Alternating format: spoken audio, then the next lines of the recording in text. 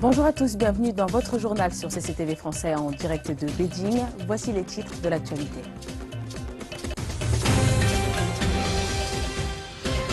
Le gouvernement chinois évoque le marché immobilier, qualifiant son développement de progressif et sain.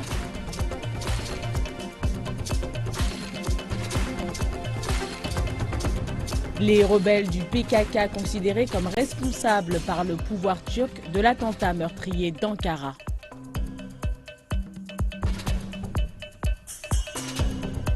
En dépit de la défaite électorale de son parti, la chancelière allemande n'annonce pas de changement politique. Pour parler de paix au Soudan du Sud, où des rebelles s'entretiennent avec le gouvernement.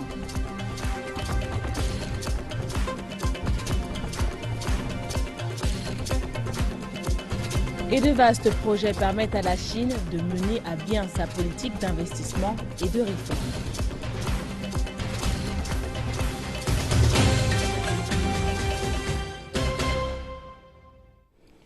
Nous débutons cette édition avec les sessions politiques chinoises et l'autorité en charge du logement dans le pays a informé les médias lors d'une conférence de presse.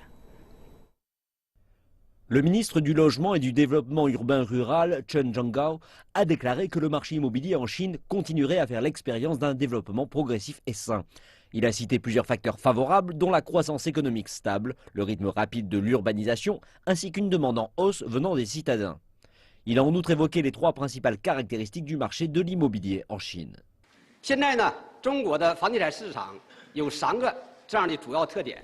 Il y a trois facteurs clés dans le marché immobilier de la Chine. Premièrement, les ventes en hausse. L'année dernière, celles-ci avaient progressé mois après mois. Le secteur des ventes a augmenté de 6,5% et les revenus des ventes ont aussi connu une hausse de 14%. Nous avons maintenu cet élan en janvier et en février, donc notre conclusion est que les ventes reprennent. Deuxièmement, il existe une grande divergence parmi les villes. Nous constatons différentes situations entre les grandes villes et les villes de 3e ou de 4e catégorie, ce qui nous amène un immense défi en termes de régulation et de contrôle. Troisièmement, le surstock. Il y avait 718 millions de mètres carrés de surface de logement l'année dernière, soit une hausse de 15,6% sur l'année précédente.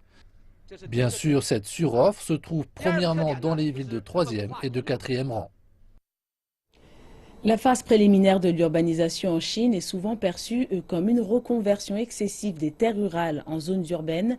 Dans le rapport de travail délivré samedi lors de la 4e session de la 12e APN, le Premier ministre chinois Li Keqiang a rappelé que l'accent devait être mis sur la population dans le processus d'urbanisation. Il a également lancé de nouvelles réformes pour le système d'enregistrement des ménages qui sera l'une des priorités pour 2016. Ayant travaillé pendant 20 ans en tant que cuisinier à Zhengzhou, la capitale de la province du Henan, Cui Jingjie a finalement pu se permettre de s'acheter un petit appartement dans la ville. Son plus grand rêve est de s'installer ici avec sa femme et ses 2 enfants. Il en est tout proche à présent. J'ai acheté cet appartement en 2015. Il m'a coûté 700 000 yuans. J'ai dépensé presque toutes mes économies pour payer l'acompte de 280 000 yuans. Je paierai le reste au cours des 30 prochaines années. Acheter un appartement à Zhengzhou signifie qu'il pourra y obtenir un permis de résidence ou hukou et qu'il deviendra un véritable habitant urbain. Mais il hésite toujours. Il a en effet peur de perdre sa terre agricole une fois qu'il aura obtenu ce hukou urbain.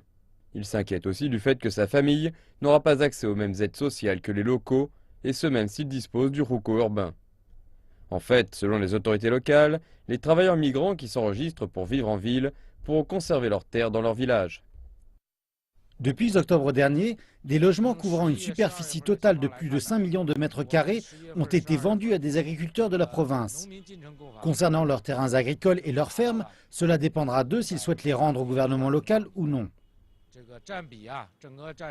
Nous faisons face à plusieurs défis à chaque phase de la promotion de l'urbanisation. Aujourd'hui, ce n'est pas un problème pour la plupart des travailleurs migrants de trouver un emploi dans les villes. Nous devons à présent penser à la manière de les faire s'installer dans les villes et de profiter d'une certaine qualité de vie. La Chine a fait de grands efforts pour promouvoir un nouveau type d'urbanisation ces dernières années. Mais il ne s'agit pas seulement d'un agrandissement des villes et de la migration de personnes loin de leur village, ce qui est une urbanisation orientée sur le capital. Le Premier ministre chinois Li Keqiang, dans le nouveau rapport de travail du gouvernement datant du 5 mars, a mis l'accent sur cette urbanisation orientée vers les personnes. La Chine va approfondir la réforme du système d'enregistrement des ménages, accélérer l'urbanisation pour les migrants ruraux et lier l'urbanisation avec les personnes, les terres et les financements. Les travailleurs migrants qui n'ont pas reçu leur hukou urbain ne devraient pas se voir exclus des services publics tels que l'éducation, l'emploi et la santé. Aujourd'hui, certains centres urbains continuent de se développer sans considérer la croissance de leur population, donnant naissance à des villes fantômes, des rues et des bâtiments vides. Les autorités ont échoué à comprendre que le cœur de l'urbanisation ne résidait pas dans les logements mais chez les personnes. L'urbanisation orientée vers les gens nécessite que les gouvernements locaux passent d'un statut d'acteur entrepreneurial dans la vente de terrain à un fournisseur de biens publics. Au niveau de la population active, les travailleurs migrants ont davantage de possibilités d'apporter une nette contribution à la ville. De plus, il n'est pas juste qu'ils soient exclus des services publics. Qu'ils se voient gratifier d'un statut de hukou urbain ou non, ces migrants méritent d'avoir une meilleure qualité de vie dans les villes. C'est là où réside le cœur de la réforme de l'urbanisation. Et toujours en Chine, l'accès à de nombreux avantages sociaux tels que l'assurance médicale et l'éducation de base est conditionné par la possession du permis de résidence appelé hukou. Mais environ 13 millions de personnes, soit 1% de la population totale, ne sont pas encore enregistrées et par conséquent n'ont pas accès à ces services. Cependant, en janvier, le Conseil des affaires d'État a déclaré que la Chine fournira des permis d'inscription de résidence à tous les citoyens non enregistrés. Vendredi dernier était un grand jour pour Hu Renli, âgé de 53 ans. Après avoir perdu son hukou il y a un quart de siècle et avoir été contraint de vivre en tant que citoyen dit noir, il a finalement recouvré son identité. Hu Renli travaillait comme mineur dans le district de Xinmi, dans la province du Henan, et avait un permis de résidence collectif. Il a quitté son emploi il y a 25 ans et est retourné dans son village natal. Malheureusement, il a perdu en chemin tous les documents qui lui auraient permis d'établir son nouveau hukou. Pendant la moitié de ma vie, je ne pouvais aller nulle part, parce que je ne pouvais pas acheter un billet de train sans un hukou et une carte d'identité. J'ai donc dû rester chez moi et travailler à la ferme pendant tout ce temps. Le hukou chinois est un permis de résidence délivré par le gouvernement qui identifie les personnes comme citoyens. Ce document lie l'accès aux aides sociales et aux services publics locaux de base au lieu de résidence. Il y a 10 ans, Zhou Rongxia est tombée amoureuse de quelqu'un, mais elle n'a pas pu l'épouser à cause de l'opposition de ses parents. Sans leur bénédiction, le couple a eu 2 enfants quelques années plus tard. Mais Zhou Rongxia n'avait jamais réalisé que leur idylle affecterait le futur de leurs enfants. Nés en dehors du mariage, mes 2 enfants ne pouvaient pas obtenir de hukou. Aller à la crèche est possible, mais ils n'ont pas droit aux soins médicaux dans les cliniques et les hôpitaux gouvernementaux.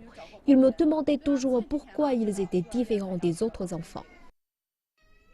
Que ces enfants ne soient pas en mesure d'aller à l'école primaire a été pour Zhou Rongxia la goutte qui a fait déborder le vase. Elle a finalement convaincu ses parents de la laisser se marier. Et avec l'aide de la police locale, elle a fourni tous les documents nécessaires et a pu enregistrer ses enfants l'an dernier. La plupart des citoyens non enregistrés vivent en zone rurale. C'est difficile pour eux de nous trouver pour résoudre leurs problèmes comme Zhou Rongxia. Donc nous dépêchons quelques policiers dans chaque zone pour trouver ces personnes et les aider à enregistrer leur hukou. Selon les données du recensement national de 2010, la Chine a environ 13 millions de citoyens non enregistrés, aussi qualifiés de citoyens noirs. 60% de ceux-ci sont des enfants nés en infraction de la politique de planning familial. Probablement, les parents de tels enfants ne les ont pas enregistrés par crainte d'une punition, ou ce qu'on appelle la taxe de maintien social. En fait, dans la province du Henan, les enfants qui sont nés en contravention de la politique de planning familial peuvent être enregistrés même si leurs parents n'ont pas payé l'amende. Ils ne savaient simplement pas cela. Notre prochaine tâche sera de nous assurer que les enfants et adultes qui auparavant n'étaient pas inscrits reçoivent tous les avantages qui leur sont dus. En janvier, l'Office général du Conseil des affaires d'État a dit qu'il supprimera toutes les restrictions illégales aux droits des citoyens à un hukou et qu'il ordonnera aux autorités locales d'enregistrer les enfants, quelle que soit la légalité de leur naissance. Il a aussi été déclaré qu'aucune organisation ou aucun individu n'a le droit de refuser aux citoyens leurs droits en cette matière. Et autre grand titre de l'actualité, le gouvernement turc a accusé les rebelles du Parti des travailleurs du Kurdistan, le PKK, d'être à l'origine de l'attentat suicide à la voiture piégée qui a tué au moins 35 civils dimanche soir à Ankara, marquant une nouvelle escalade dans le conflit kurde.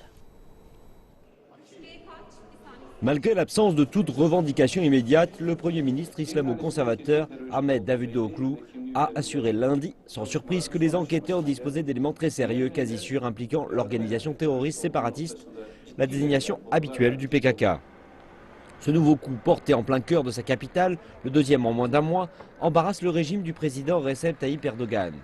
Son parti avait remporté les législatives du 1er novembre en promettant l'éradication de la rébellion kurde et en se posant en rempart contre le chaos. 11 personnes ont déjà été arrêtées en lien direct avec l'attentat. Selon les médias, 4 à 6 d'entre elles ont été interpellées dans la ville de Sanliurfa, où a été acheté le véhicule piégé qui a explosé dimanche soir contre un autobus sur la très fréquentée place Kizilay. Selon les autorités, l'attaque a fait au moins 35 victimes et plus de 120 blessés. La Turquie occupe aujourd'hui un rôle clé dans la crise des réfugiés syriens, une crise qui affecte la majeure partie de l'Europe. Ce pays qui accueille un peu moins de 3 millions de réfugiés subit une pression qui peut être ressentie dans la plupart des villes. Reportage dans la ville de Kilis. 5 ans après le début de la guerre, on compte 2 700 000 réfugiés en Turquie. Plus de la moitié d'entre eux sont des enfants, des chiffres qui illustrent l'importance du conflit puisqu'ils mettent en avant les souffrances endurées. La Turquie est la nation qui accueille le plus de réfugiés. La Syrie se trouve au sud de la ville frontalière de Kilis. Ici, la crise des réfugiés n'est pas qu'un titre dans un journal, elle est palpable. En effet, les Syriens sont aujourd'hui plus nombreux que la population locale. Le conflit s'est étendu jusqu'à Kilis et le nombre de réfugiés n'en est pas le seul élément visible. La sécurité est devenue problématique puisqu'en une semaine, 11 roquettes ont frappé la ville, tuant 2 personnes dont un enfant de 4 ans. L'une d'entre elles s'est abattue ici à proximité de l'hôpital public. Le gouvernement affirme que les projectiles ont été tirés depuis la Syrie. Cependant, avec l'amorce de l'arrêt des hostilités, le flux de réfugiés à la frontière de Kilis s'est ralenti. Le président turc Recep Tayyip Erdogan insiste sur le fait que son pays continuera à soutenir les réfugiés qui se présentent à la frontière. Nous avons ouvert nos portes aux victimes de Syrie et d'Irak car nous venons d'une civilisation de bonnes intentions. Nous n'avons pas demandé combien allaient venir. Ils sont aujourd'hui 3 millions. Notre politique d'ouverture doit permettre de continuer à accueillir les populations qui fuient les bombes coûte que coûte. Mais alors même que la Turquie et l'Union européenne négocient un potentiel accord sur les réfugiés et qu'Ankara demande davantage d'aide et un échange de migrants, le principal parti d'opposition du pays affirme que cette politique est contraire à la morale. Aujourd'hui, plus de 2,5 millions de migrants souhaitent quitter la Turquie pour atteindre l'Europe. Mais la vie humaine ne doit pas être négociée sur la charte des droits fondamentaux de l'Union européenne. Cette charte indique que la vie des migrants ne doit pas être négociée. Alors que la guerre entre dans sa 6e année, les dirigeants continuent d'évoquer d'une part les différentes méthodes politiques permettant de mettre un terme au conflit et d'autre part l'éradication du flux migratoire depuis la Turquie jusqu'en Europe. Le défi est d'autant plus grand que l'espoir d'y arriver est mince. La chancelière allemande Angela Merkel a dit qu'elle continuera à faire pression pour une solution européenne à la crise des réfugiés, ceci en dépit des mauvais résultats de son parti dans 3 élections de Länder dimanche où l'on a assisté à une forte poussée d'un parti d'extrême droite anti-immigration. Malgré une nuit difficile pour les chrétiens démocrates allemands au pouvoir, peu nombreux étaient ceux qui s'attendaient à un revirement de la politique. Et en effet, aucun revirement n'est intervenu. Je suis pleinement convaincu que nous avons besoin d'une solution européenne et que cette solution nécessite du temps.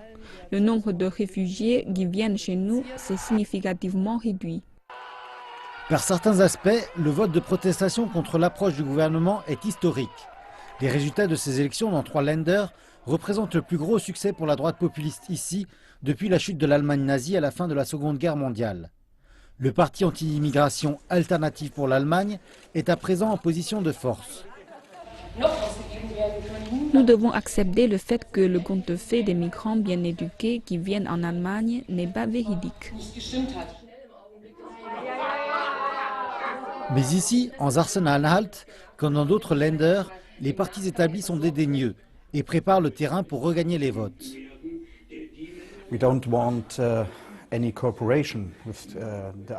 Nous ne voulons aucune coopération avec le parti Alternative pour l'Allemagne. Ce n'est pas la question de comment nous pouvons nous entendre avec le parti. Nous devons parler aux gens qui ont voté pour lui. Une majorité de la population pourrait avoir perdu confiance dans le plan pour les réfugiés de la chancelière. Et certains pensent qu'il y a encore du temps.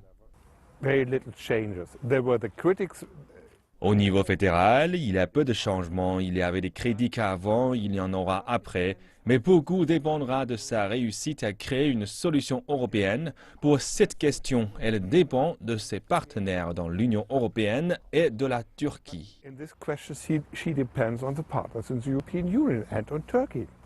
Cependant, les électeurs pourraient avoir resserré la date limite pour une avancée.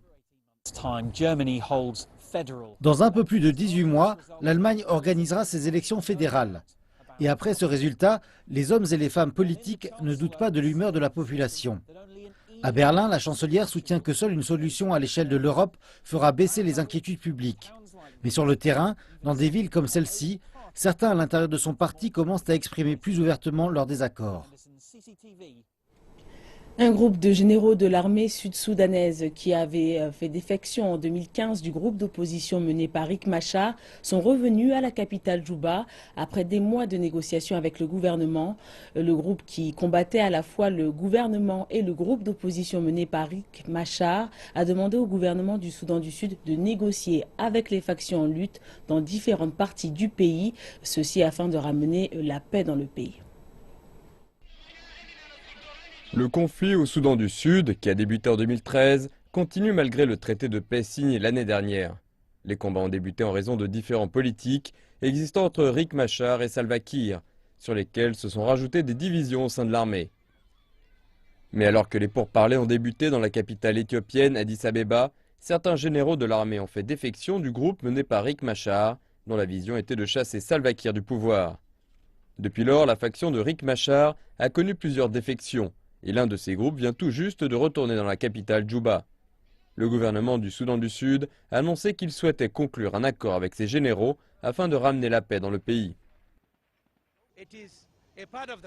Cela fait partie de la position du gouvernement de tenter de discuter avec tous ces groupes dissidents. Il veut négocier avec eux et ramener la paix au Soudan du Sud et faire taire les armes. Le général de l'un de ces groupes dissidents de l'opposition, qui avait déclaré précédemment se sentir négligé dans ses pourparlers, a déclaré qu'il cautionnait la volonté du gouvernement et de l'opposition d'inclure toutes les parties dans les pourparlers de paix. Le compromis qui a été signé à Addis Abeba a ignoré de nombreux groupes combattants, dont nous faisons partie. Certains se sont réfugiés en Équatoria occidentale et combattent à Bahr el-Ghazal. En Équatoria occidentale, ils continuent de combattre. Nous souhaitons que toutes ces personnes se rejoignent pour assurer la paix dans le pays. Les espoirs sont élevés à Djouba alors que les différents groupes arrivent dans la capitale. Les projecteurs sont braqués à présent sur Riek Machar et ses forces qui en retour devraient conduire la formation d'un gouvernement d'unité qui pourra peut-être mettre fin au conflit. Merci de nous retrouver pour la deuxième partie de cette édition dédiée à l'actualité chinoise et présentée par Elsa Suruyang. Bonjour Elsa. Bonjour Aïssa. Quelle est la une de ce deuxième volet? Je vous propose de commencer avec un sujet économique. Il s'agit des réformes et des investissements en Chine. La Chine continue de mettre en avant les réformes et les changements structurels impliquant l'économie, selon les responsables de la Commission nationale pour le développement et la réforme. Les projets d'investissement du gouvernement qui s'étendent à 11 secteurs ont totalisé plus de 5 000 milliards de yuan en janvier. C'est une hausse de 253 milliards de yuan depuis la fin de l'année dernière. La plus importante destination de l'investissement reste l'infrastructure. En janvier, il y a eu 52 projets totalisant 1,6 milliard de yuan, impliquant la technologie d'information, le réseau électrique, le pétrole, le gaz et Internet.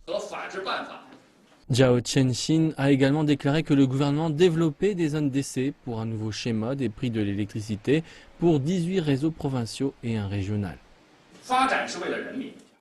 Cela marque une accélération complète dans la réforme des prix de l'électricité de la Chine. Autre secteur qui connaît du changement, l'acier. L'industrie est en proie à la surcapacité et Zhao Tianqin dit que le gouvernement suivra les principes de marché et laissera l'offre peu à peu satisfaire la demande à long terme. La Chine utilisera les 3 à 5 prochaines années pour retirer 500 millions de tonnes de surcapacité de production d'acier et restructurer encore 500 millions de tonnes de capacité de production.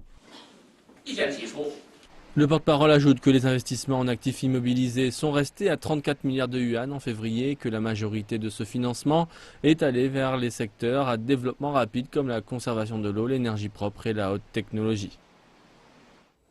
L'économie chinoise a commencé l'année sur de bonnes bases. C'est ce que suggèrent les nouveaux chiffres du Bureau national des statistiques. Les chiffres montrent que la consommation a augmenté de 10% dans les 2 premiers mois de 2016 comparé à la même période de l'an dernier. Les investissements dans les immobilisations ont bondi de 10%. C'est la première hausse en près de 2 ans, ce qui montre que les mesures du gouvernement commencent à porter leurs fruits. Le secteur de l'immobilier a aussi connu une croissance de 3% dans les investissements grâce à la reprise des ventes de logements. L'augmentation était de 2% plus forte que la moyenne de 2015. Par ailleurs, la production industrielle a enregistré sa plus faible croissance depuis novembre 2008, en janvier et février à 5,4%.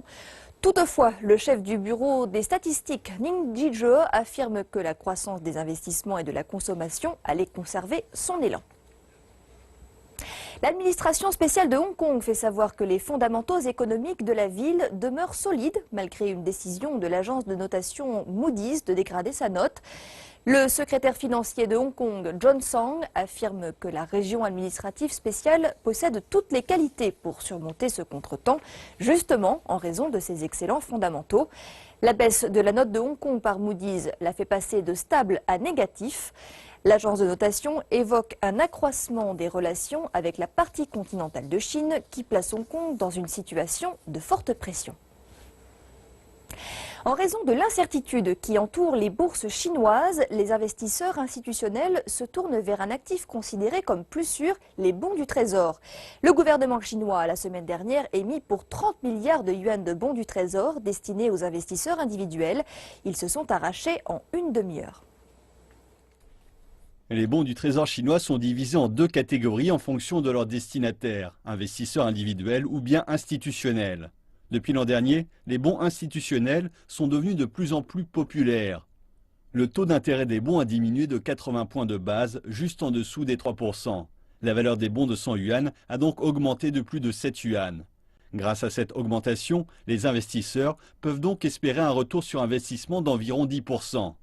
La dernière fois que le retour des bons a été si élevé remonte à 2008, quand la crise financière a touché la Chine.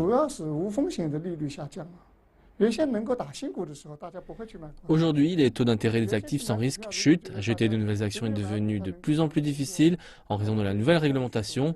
Les institutions préféraient faire des prêts, mais actuellement, il y a une bonne dose d'incertitude dans les marchés, ce qui rend les bons attractifs. Donc, tout le monde veut mettre son argent dans les bons du Trésor.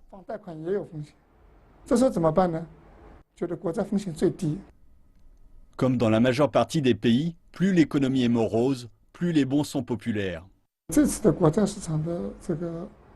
En Chine, l'activité du marché des bons reflète le ralentissement de l'économie. Dans un tel environnement, les gens commencent à rechercher un investissement plus sûr. Les institutions sont réticentes à prêter leur argent ou à investir dans les marchés. Elles préfèrent acheter des bons du Trésor.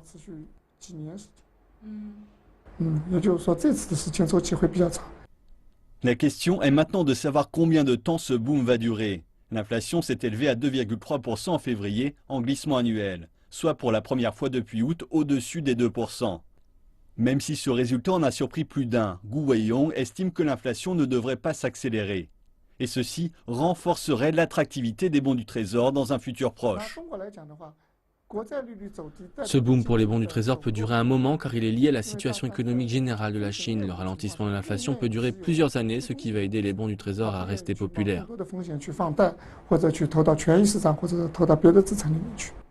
Et d'ajouter que les banques réalisent actuellement 20% de leurs investissements dans les bons du Trésor et que, comme dans de nombreux pays, les principaux acquéreurs de bons du Trésor sont les compagnies d'assurance, même si les gros investisseurs y placent également leur argent. Et les bons individuels sont de plus en plus populaires. La semaine dernière, le gouvernement a émis pour 30 milliards de yuan de bons du Trésor destinés aux investisseurs individuels. Ils se sont arrachés en une demi-heure. Culture pour terminer. Si vous êtes en Chine et que la musique francophone vous manque, vous allez être servi ce mois-ci. Le festival musical Mars en Folie 2016 propose jusqu'à la fin du mois plus de 30 concerts dans une dizaine de villes en Chine avec des artistes de France, de Belgique, de Suisse et du Québec. Mon collègue de CCTV français, Marc-André Côté, est allé voir, mais surtout entendre ce que ces groupes de musique actuelle ont à offrir.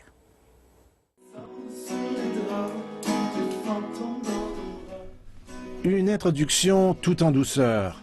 L'auteur-compositeur-interprète québécois Félix Diot se plaît à dire qu'il fait une poésie cryptique, tantôt fluide, tantôt limpide. Présent depuis une quinzaine de scènes musicales montréalaises où il a travaillé autant en anglais qu'en français, son premier album éponyme l'installe résolument dans le monde de la pop francophone. Je crois que j'ai un style relativement personnel. J'ai une voix un peu basse, comme ça. Et puis, je porte une attention très particulière à mon genre de paroles, mon genre de mélodie. Mais je puise mes influences vraiment de plein d'endroits différents. Ce qui fait que j'espère que ce que je fais, c'est assez original. Ce n'est pas la première fois que Félix Diot se produit au-delà des frontières du Québec.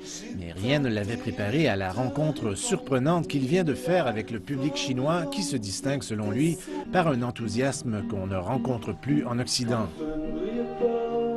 De façon générale, la participation du public est extraordinaire. Les gens sont... Ils sont très, très participatif. Et après les concerts, moi, je suis pas parti avant une bonne heure parce que tout le monde veut prendre des selfies, poser des questions et tout ça. Fait que je pense que les gens sont très, très engagés dans les concerts. Et Félix n'est pas le seul artiste francophone à tenter de séduire le public chinois. Le festival musical Mars en Folie offre jusqu'au 25 mars plus de 30 concerts dans 14 villes en Chine. Nicolas Michaud, venu de Belgique, le groupe suisse Fabien Tarin et Babel, venu de France, complètent l'affiche. Mais l'événement ne sert pas uniquement à ouvrir de nouveaux marchés aux artistes francophones. C'est aussi une occasion pour les Chinois qui apprennent le français d'apprécier les différentes déclinaisons de la langue française. La classe montante chinoise, cette classe moyenne qui commence à avoir des moyens financiers, va maintenant vouloir apprendre le français pour elle-même, pour des gens de 30 à 40 ans, mais aussi pour leurs enfants, juste pour une question de plaisir, une question aussi de culture personnelle, ou pourquoi pas en préparant un voyage touristique ou un voyage culturel en France ou dans un pays francophone. Donc les besoins ont bien évolué. La chanson comme outil d'apprentissage et pourquoi pas. Les différentes sonorités sont aussi en accord avec les valeurs humanistes et culturelles de la francophonie qui séduisent de plus en plus de Chinois. Voilà, c'est donc en chanson que se termine notre partie Aujourd'hui la Chine. Je vais maintenant repasser la parole à ma collègue Raïssa qui va clore ce journal en chanson ou pas en chanson. C'est parfait, merci beaucoup pour ces informations Elsa. Merci à vous de nous avoir suivis. Excellente suite de programmes sur CCTV français.